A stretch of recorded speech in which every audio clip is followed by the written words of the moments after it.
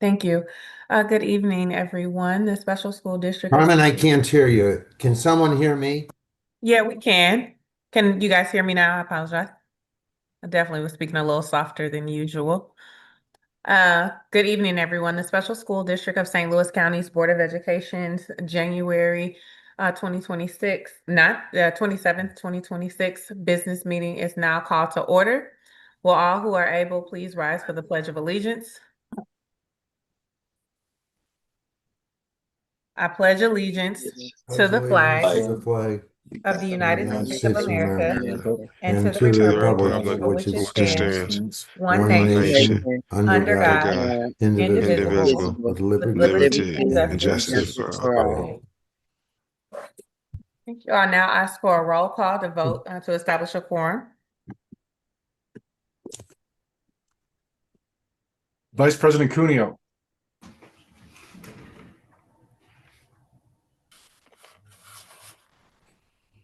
I do see him. I'll come back. Can you guys hear me?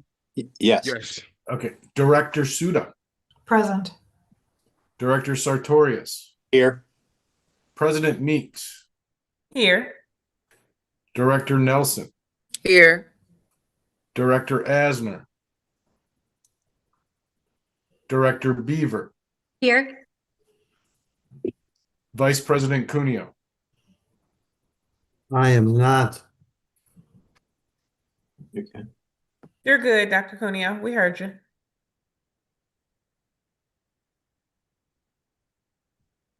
Okay. Can you hear me? We Yes. can. Yeah. Yes? Yes. Okay, I can't hear you yet. I'm trying to figure out what's going on. A quorum being present, welcome all to the business meeting. We don't have any public comment this evening. No, ma'am. All right, we'll proceed with this tonight's superintendent's report. Dr. Macklin. Great. Thank you. Tonight, the board will receive two reports. I do want to say that before I get into the reports here, that the decision to make our night's meeting virtual was done after deep consideration and consultation. The safety of our constituents are paramount, and so we appreciate those individuals who had to pivot and flexibility. Tonight, we will have two reports here, Board of Education. We will receive two reports. First, from Chief of Teaching and Learning and Accountability, Dr. Molly Bolton, will present the program monitor reports, and then following her will be Tim Eby, Executive Director of the Special Education Foundation. At this time, we welcome Dr. Bolton. Good evening, Board of Education, President Staten, and Dr. Macklin. My name is Dr. Molly Bolton, and I am the Chief of Teaching, Learning, and Accountability. And with me tonight, I will also have Dr. Matt Trevor, who is the Director of Evaluation and Research. And we will be presenting this quarter's MSIP monitoring reports for the board. Next slide, please. So just a couple of reminders, kind of the key purpose behind these reports. First of all, we are fulfilling DESE and MSIP's requirement for program evaluation and monitoring. And then also informing our stakeholders of how our programs are performing on that ongoing basis. And then in our spirit of continuous improvement, this is our time where we look at data from our programs and evaluate how they are doing. So for tonight's agenda, we have several program monitoring reports for you. The first being career and technical education, employee wellness, family and community engagement, student health services, and transportation management. Next slide, please. And now I will turn it over to Dr. Trump. Good evening, everybody. Can everyone hear me okay? Yes. Great. So this is just a visual that shows what's in the report. So this is always in our presentations. When you're looking at those reports, the indicator is in the table on the left. The target that we're trying to meet is in the next column to the right. And then we give the results across multiple years that are color-coded. So blue indicates that a target has been met, and the arrow indicates the direction of the trend. And then in the far most right column of those reports, we provide some supporting details. For example, describing the indicator or providing an explanation for results. Next slide, please. There are 3 indicators used to monitor the CTE program. So the first indicator is the number of graduates placed related to their program of study. This target has been met now in 4 consecutive years. The second indicator is 2-year student retention. So how many students in a 2-year program are staying in that program across the life of it. As you can see there, we've had an improvement in each of the last 3 years for that indicator. And over the last 3 years, we've met the target as well. The third indicator is a CTE certificate of attainment. This is a somewhat newer designation that just became available in 2021.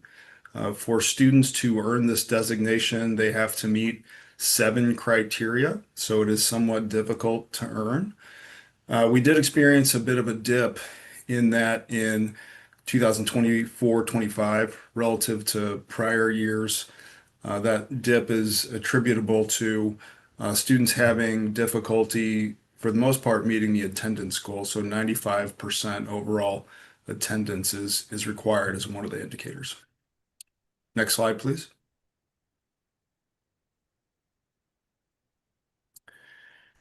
So our employee wellness program has been the recipient of a number of awards in recent years.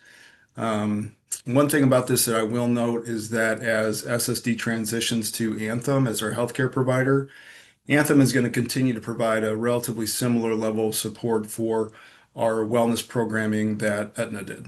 So there are 3 indicators used to monitor this report. The first is a simple participation measure. So participation in the wellness program is reflected in a variety of ways.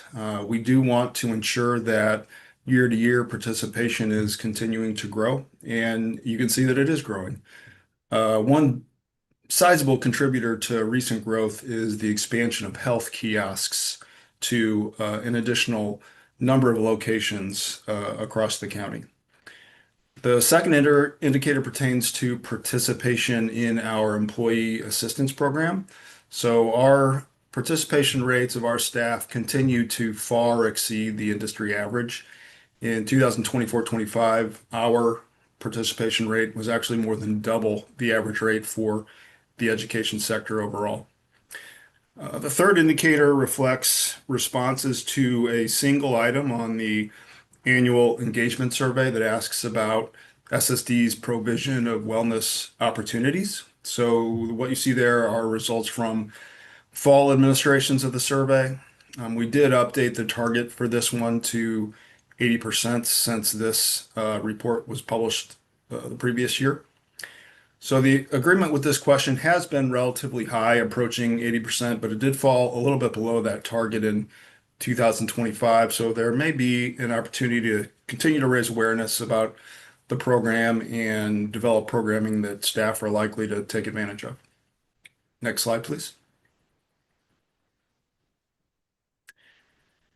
So our Family and Community Engagement, or FACE program, was restructured recently. That restructure went into effect in 2024-25. So that's something to be cognizant of when you take a look at these data. There are 4 indicators for this program that connect to the program's implementation framework. I will say about this one that several of the targets at this point, you might consider them to be more aspirational. So it's where FACE over several years would like to get. The first indicator is a measure of family outreach. So the program is seeking to provide, you might say, like a baseline or a minimal level of support and contacts for each SSD district, all the districts that we serve, including our SSD schools.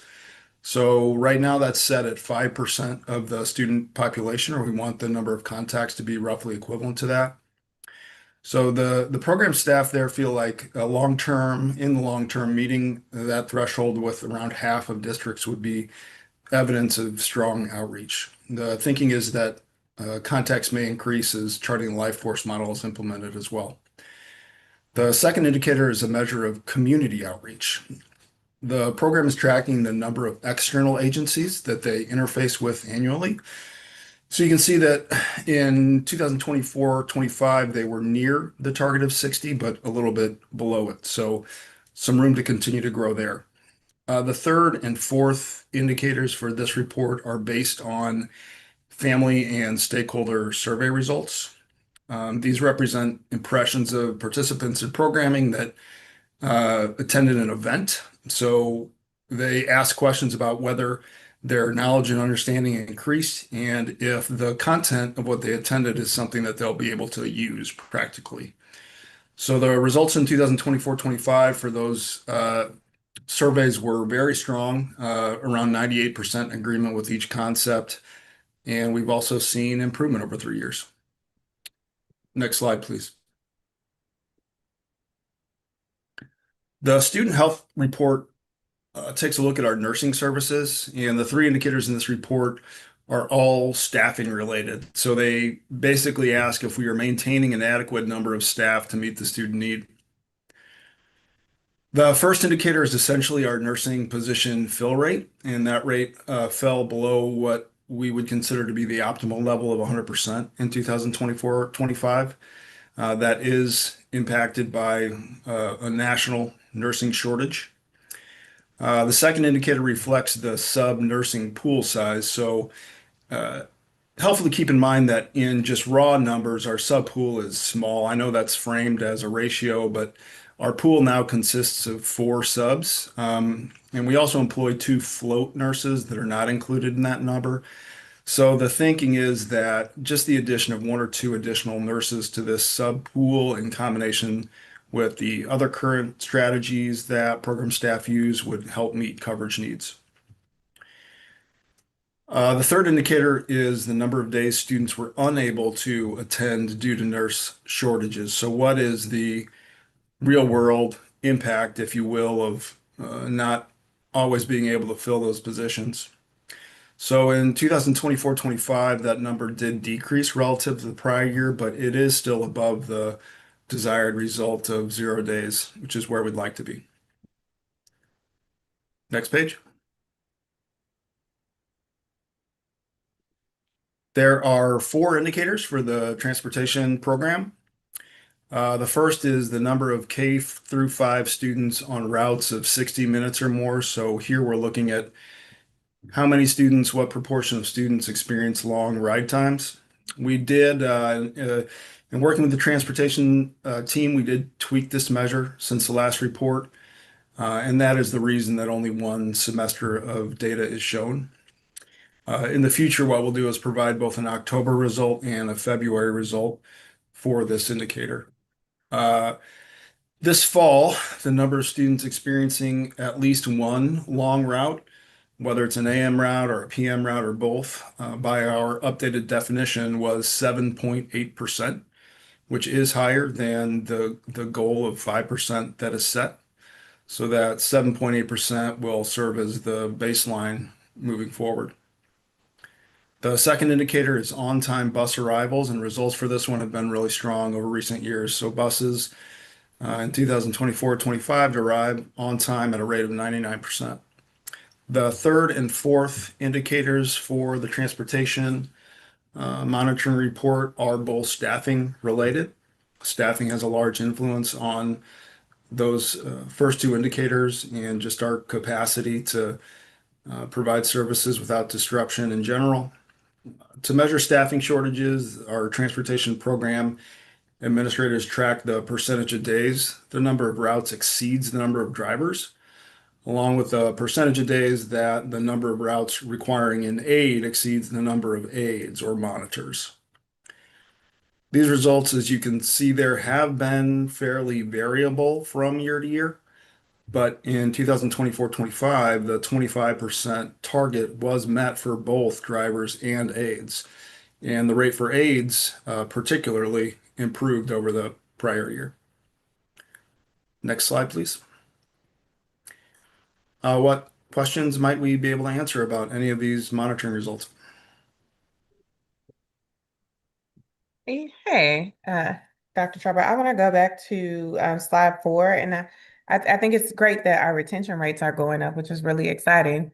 But then if attendance is going down, but students want to be in the program, but they're not there, and to get those certifications, what are we hoping to do to incentivize attendance? Kind of just Yeah. what are some thoughts?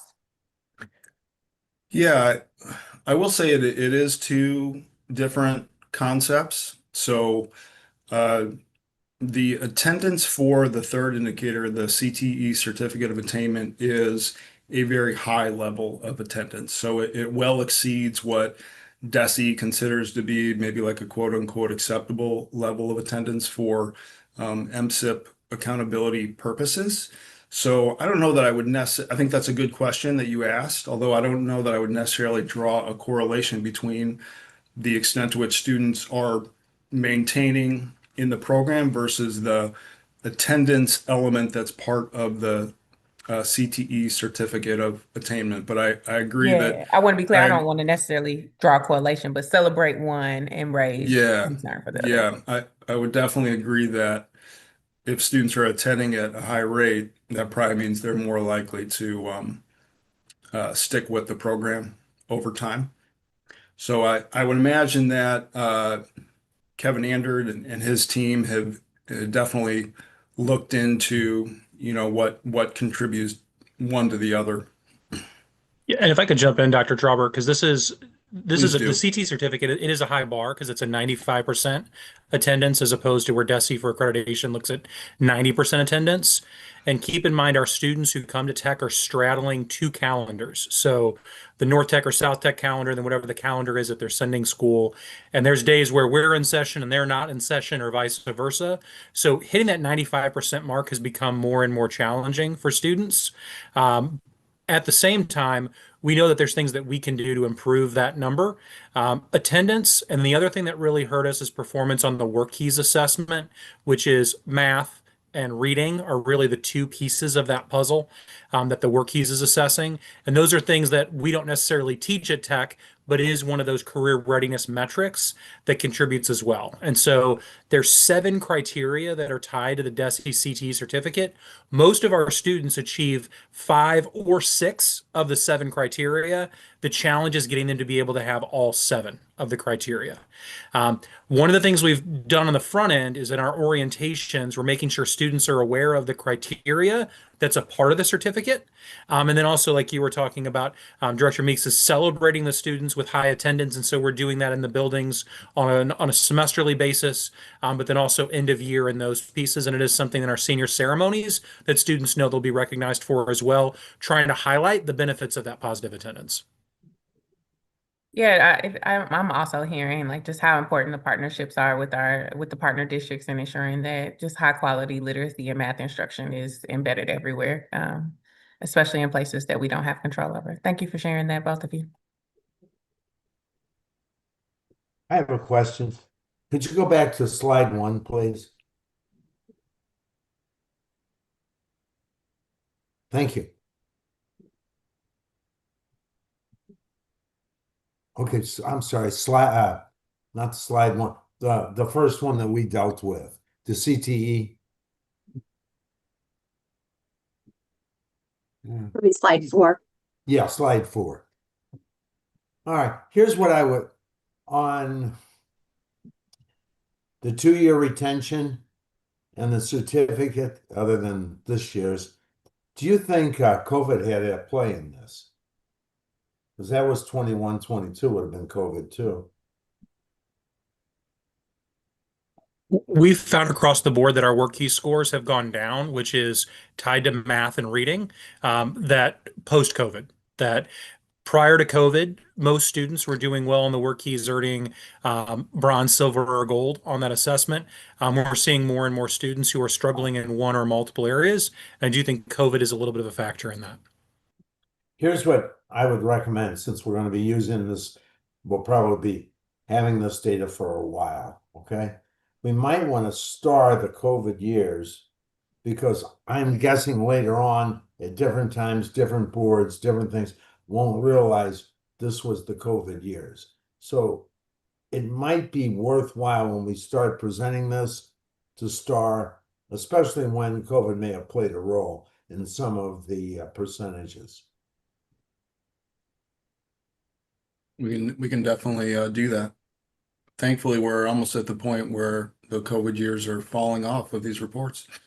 Sounds good. Yeah, it was a strange time, but I always go back, if somebody looks at this historically, they may not realize what a factor COVID played in many of these measurements.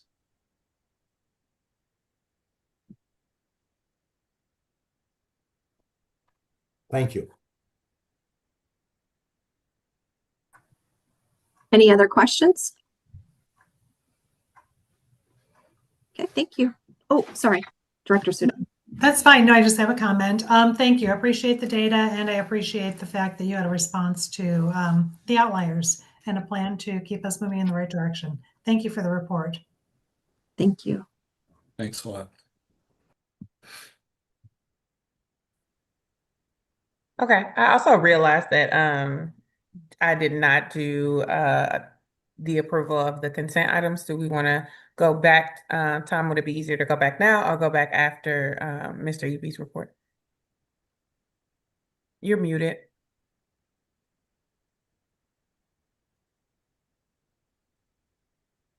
Can't hear you, I Tom. think it's fine to go now, just to Okay, item 3. perfect. Is there a motion to approve the consent items? So moved. Second. A motion and a second have been made. Is there any discussion? Okay, there's no discussion. All in favor? Aye. All opposed? The motion to approve the consent items carries. Dr. Macklin? Great. Thank you, Dr. Bolton and Dr. Trauber. Now we will hear from Tim Eby, Executive Director of the SCF Foundation, who will present organizational update. Tim Eby. Thank you so much, Dr. Macklin, and President Meeks, Vice President Cunyo, and members of the Board of Education. I'm thrilled to have the opportunity to share with you some of the work that we're doing in partnership with everyone in the special school district. I've been the Executive Director of the Special Education Foundation now for nearly 4 years, and rarely a week goes by that we don't hear stories about the positive impact our partnership with SSD has on the lives of students and families and educators in the SSD community. We're fortunate to have a talented and dedicated team supporting our mission. My right-hand person, Shannon Benedek, is our program and communications manager. She manages all of the programs that we do. And then we have 3 great additional members of our team helping out with events, with grants, as well as coordinating our Fred Tsai Leadership Academy.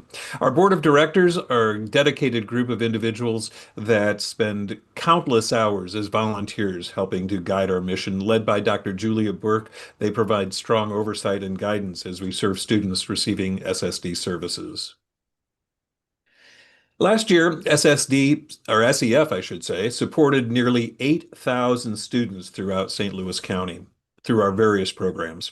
We've launched new initiatives, including the Mobility Project, where we purchased the 4 technologically advanced power wheelchairs for students with significant mobility impairments.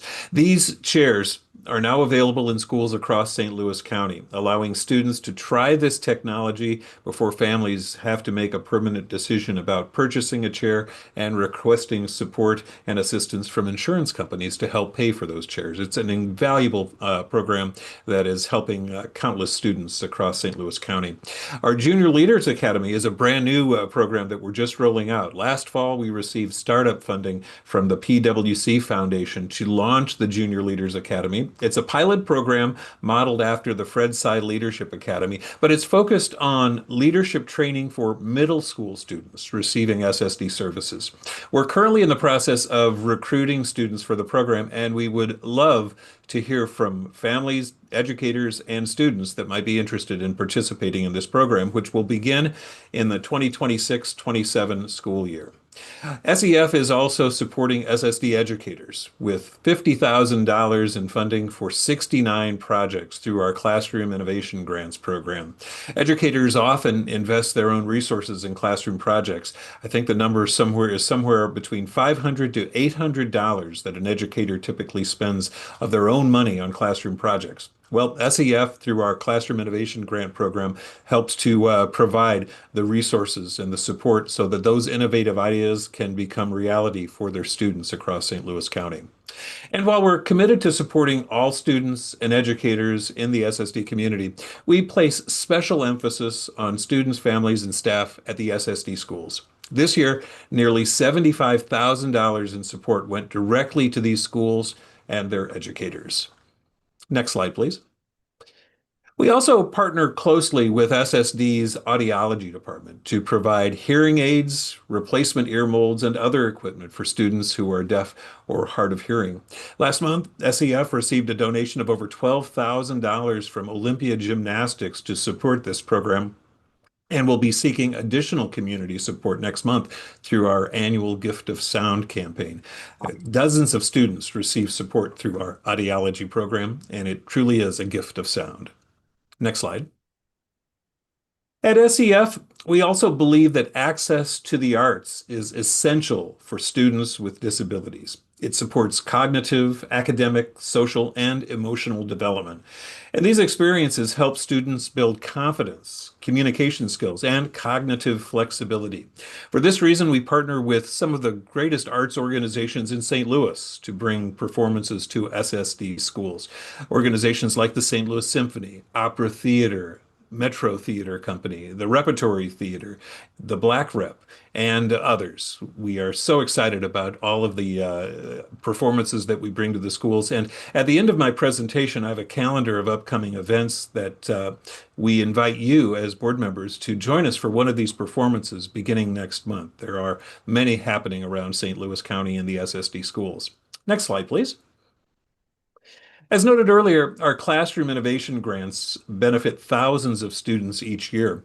Here's one example up at Northview. The Northview Fall Festival is an example of the program's positive impact. Every single student in this school benefited from the funding we provided for the Fall Festival at Northview. And some of the photos there speak for themselves, so very happy, happy students. Next slide, please. Earlier this month, we announced the rebranding of our Critical Needs Program, now known as SAFE, that is Student Aid Fund for Emergencies. In partnership with Adrian England in SSD's FACE department, SAFE provides rapid, essential financial assistance to students with disabilities facing immediate crisis level needs. One of the highlights from that is our annual coat drive that we do each fall. It ended earlier this month and surpassed its goal, actually, raising over $5,000 to provide coats to SSD students, hats and gloves as well. And we believe that probably at least 150 students will receive benefit from those coats. And then our food kits, which is highlighted on the screen, also helps around 180 families during winter and spring breaks. Next slide, please. SEF's programs support high school students in a number of ways. One is through post-secondary scholarships for SSD students. We officially will award these scholarships this year, totaling $32,500 at the Inspiring Futures event coming up on Thursday, June 23rd at 6 p.m. at the Clark branch of the St. Louis County Library in Frontenac. I expect that many of the Board of Education members will be there. In addition to that, we also help high school kids with our Fred Sy Leadership Academy. For over 20 years, the Leadership Academy has provided students across St. Louis County with opportunities to develop leadership and social skills through a year-long program. One of the highlights each year is a visit to Jefferson City to observe the state legislature, and the students will be visiting the state legislature in March. And on this year's agenda includes a meeting with Missouri State Representative Brad Christ. Next slide, please. For years, SEF has helped SSD students attend camp through school breaks, ensuring learning doesn't stop. Studies show students who stay engaged over breaks retain skills and gain confidence faster. With camp, what could be lost time becomes a chance to grow, connect, and build independence. We support dozens of SSD students each year in attending camp, both during the summer as well as during winter and spring breaks. And some comments of some happy parents who we've been able to support. Next slide, please. SEF's Autism Independence Project completed its first full year last year, with 13 students participating in the 16-week program designed to strengthen social skills for middle and high school students. This program complements the support that students receive through SSD, and we're grateful to the Dana Brown Charitable Trust for its significant support of this new initiative. Next slide. SEF appreciates the community's generosity in supporting our mission. In fact, we couldn't do what we do without the community's financial support. Much of that support comes from our two major events, the Starfish Awards in June and our charity golf tournament in October. One note about our Starfish Awards coming up on June 11th. The Board of Education member, Dr. Daniel Cunyo, is among those who will be recognized as a recipient of one of our Starfish Awards. Also, program-specific grants are essential to delivering services to students, families, and educators through the programs that we offer. And then individual community support is also a vital part of our funding. And I should note that among that 16% in individual support, many of those dollars come from staff at SSD who contribute through payroll deduction and through other means to support our mission. And we're really grateful to that. Next slide, please. Looking ahead for this year, we are very, very excited about the board's approval tonight of the Mutual Cooperation Agreement, or MOU, between SEF and SSD. We feel this represents another step and a positive one in our strong partnership. And we're so excited that we've been able to put that together to really help guide us in our work as a partner. Elsewhere, our board and staff are committed to a comprehensive strategic planning process this year. We look forward to engaging the SSD community as well as the community at large to help shape our strategic future together. We also aim to reach and support more students and educators. One of the big challenges that we have is that parents and educators face increasingly busy schedules. And it's been a challenge at times to get those folks, both educators and parents and students, to apply for some of the funding opportunities that we have.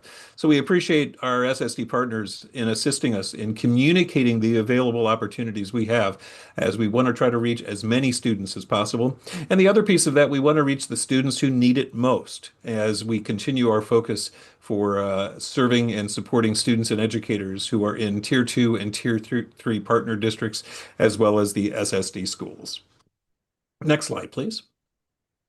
And finally, I just want to run through this events calendar. I'm not going to detail all of these things, and I think you'll have a copy of this presentation, but I would love to have Board of Education members, as well as SSD staff and administrators, join us for some of these great performances from the Metro Theater and the Black Rep, from Afriki Lolo, a West African dance performance that will be in Litzinger School at the end of February. Next slide, please. And we also have the St. Louis Symphony coming up in April, and then a couple of events at the end of this calendar. On April 23rd, our Inspiring Futures event, the Fred Sy Leadership Academy graduation on May 6th, and then our Starfish Awards on June 11th. Next slide, please. And I'm happy to answer any questions that you might have about the work that SEF is doing in partnership with the Special School District.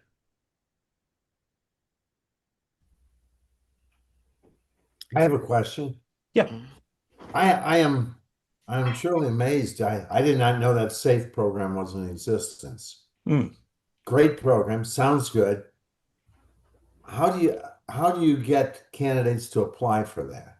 Or how That do is people know that it exists? Sure. Well, that is done. Again, we work very closely with Adrian Eglin and FACE. They reach out to the social workers Okay. across the district, and in many ways, the social workers will bring these things to Adrian and apply through that. And Adrian is kind of the gatekeeper for that for us, so it works pretty well. I will share with you, Dan, one story that I say to this very day, and it happened shortly after.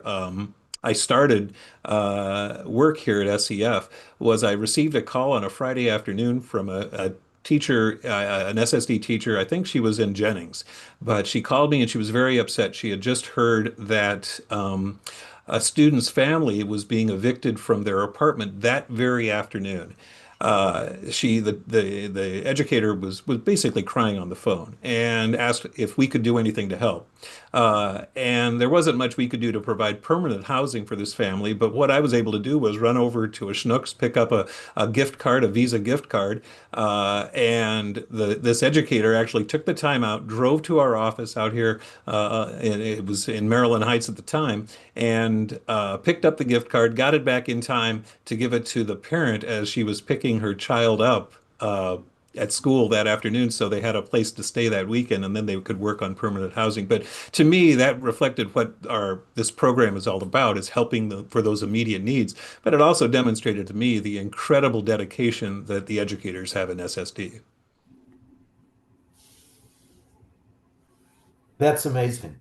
Those are the stories I wish I heard more of. Well, they're out there. I will tell you, they are out there. We hear them all the time. Thank you for your work. Yeah, Sure. thank you I for just sharing want to that. say, So, is it okay if I say something real quick? This is just a comment. As long as you're nice. Yeah, I'm super excited. Someone in Ferguson, Florissant School District is receiving the Starfish Award, SSD employee Lisa Thompson. And so that's just good to know. I just wanted to throw that out there. We definitely love Lisa in Ferguson, Florissant. And so she'll be getting the Starfish Award. And these are and surprises. that was going to be a surprise, but that's okay. The better way to find a surprise than to watch the board meeting, right? That's okay. Lisa's Because what? they actually canceled the thing Yes, on that Friday. So well deserved. That's okay, Director Nelson. Well deserved. Well deserved. I also want to take the time here as just we conclude the presentation here. I want to thank Tim and his staff. I know that staff does just an amazing job. I know that also the board of directors, the chair, Julia Berg, both vice chairs, Mike Corey, and then Mike Lackey, and then Rich Carter, treasurer, and then Todd Streff, who the secretary, do an amazing job along with the other board members here, just to ensuring that the partnership is intact and where we need to be. I think this is the first time, Tim, if I'm correct, that we have established an MOU Yes. between the district and SEF, and so we're excited about those pieces here and moving those steps forward. Thank you very much. And again, we are so grateful for the partnership and the support that the entire SSD community provides to us. All right. Any additional questions? Awesome. Finally, tonight there is one informational update from Chief Andret here. It is a informational presentation. It will not be presented, but it is regarding the calendars 26, 27 calendars. So I just wanted to note that, President Meeks. Thank you. The board will now take up all action items. 5.01 Policy DBC Fund Balance. Is there a motion to approve the policy DBC? So moved. Second. All right. Any discussion? All in favor? Aye. I All opposed? Motion carries. 5.02 Special Education Foundation MOU. Is there a motion to approve the SDF MOU? So moved. Second. second. Any discussion? All in favor? Aye. Aye. All opposed? Motion carries. 5.03 2026-2027 school calendars. Is there a motion to approve the 2026-2027 school calendars? So move. Second. Any discussion? All in favor? Aye. Aye. All opposed? Motion carries. 5.04 FY 26 budget adjustment for 127-26. Is there a motion to approve the FY 26 budget adjustment for 127-26? So moved. Second. Any discussion? All in favor? Aye. Aye. All opposed? The motion carries. 5.05, MSIP program monitoring reports. Is there a motion to approve the MSIP Q2 program monitoring reports? So moved. Second. Any discussion? All in favor? Aye. Aye. All opposed? Motion carries. 5.06, policy EEA, student transportation services. Is there a motion to approve policy EEA? So moved. Second. Any discussion? Yes, I'd like to propose a change to the policy. On page 2, item 5 states that parents and students who exercise this option, meaning that the students will provide their own transportation, waive their entitlement to district transportation for the remainder of the school year. I'm concerned that there could be some kind of extenuating circumstance if a student had a broken foot or their car was not, they lost their car. So I'd like to amend that to say if extenuating circumstances arise, families may appeal to the transportation department for a change in this. So I don't see a problem adding that language. I do just want to make just a couple of quick notes about that, and I believe Kevin Andert is still on also here, who could also chime in just regarding the policy here and just some of those pieces here. It has been our practice to provide students with if they waive their transportation, the right to provide students with transportation if that takes place here. I think when we looked at just the numbers, we had 2 cases at South Tech last year and none at North Tech. But I understand adding this language, allowing families to appeal those pieces. Agree, I think policy and I practice. agree. We could also have a situation where one family, where one parent or the other, there could be a divorce, which could change the way they get back and forth to school. Or you could have a parent die or become ill. I would agree. We could say something like, as you had proposed, Joanne, if there was a major change in circumstances, a review could be done. I don't think we should just close it off for everything, forever, throughout the year. Thank you. Do you want to bring that back to the policy meeting and work on the language? Is that what you would like? What do you think, Dr. Aston? I think, well, I mean, if the entire board's here and everybody's in agreement. No, I was just thinking about the language. Bring it back to the language. Sure. And I did send proposed language in my comments to Secretary Giles, Superintendent Macklin, and the president and the vice president. So I did articulate the language to say, if extenuating circumstances arise, families may appeal to the transportation department. So if we simply want to add that and bring it back, fine with me. Whatever the process is fine. I just don't want people to be stuck if something really big happens and they need to make a change. Yeah. I do think where Dr. Asner was going is appropriate since the language was provided to the board. The board had no comment. You got the entire board here. Why take it through 2 readings? We could just approve it now. And fine. And importantly, we've heard from Mr. Andert and from Dr. Macklin, and they're okay with the language that's being proposed as well. Yeah, that language would match practice, so that would be fine. If you just wanted to instead just vote on an amendment really quick to amend the policy so the language would match, and then you approve the policy on first read, and then it can come back for second read next month as opposed to dragging it out. So do we have so we should vote. So I just want to check, Ms. Suda, did you already make the amendment or propose the amendment? Let me state it for the record. So I move that we amend policy EEA to add a phrase at the end of page 2, item 5. If extenuating circumstances arise, families may appeal to the transportation department. I'll second that motion. Oh, sorry. All in favor? Aye. Or any- Aye. Aye. Aye. All opposed? Okay, The so motion to amend the policy language carries. So then we go back to the motion to approve the policy. Want to make sure I'm on the right policy. EEA. So moved. Second. All in favor? Aye. Aye. All opposed? Motion carries. Okay, that's it. I now ask for a motion to hold closed meetings of the Board of Education on Tuesday, January 27, 2026, to discuss legal actions, causes of actions, or litigation involving the district and any confidential or privileged communications between the district or its representatives and its attorneys, hiring, firing, disciplining, or promoting any employee of the district and individually identifiable personnel records, performance ratings, and records pertaining to employees or applicants for employment, and preparation for negotiations with employee groups. Is there a second? Okay, I need a motion, sorry.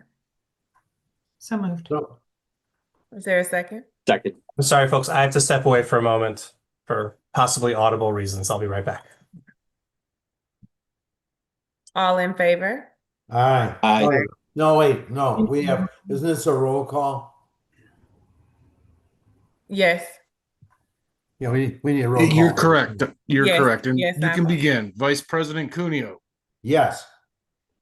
Director Asner, Director Beaver, Yes. President Meeks, Yes. Director Nelson, Yes. Director Sartorius, Yes. Director Suda. Yes.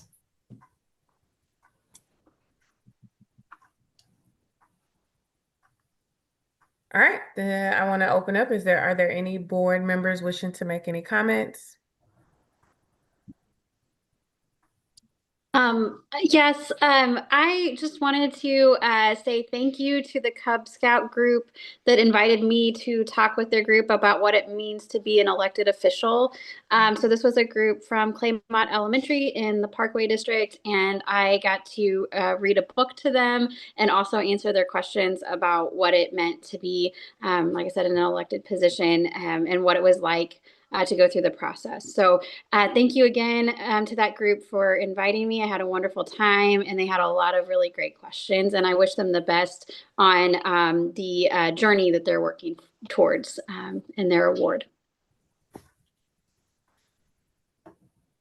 Yeah, I think the only thing I'll add is I had the opportunity with Dr. Macklin to sit on a panel We're ready? on We already. the Community Impact Day. Dr. Sartorius, I think you're talking and you're unmuted. I'm sorry.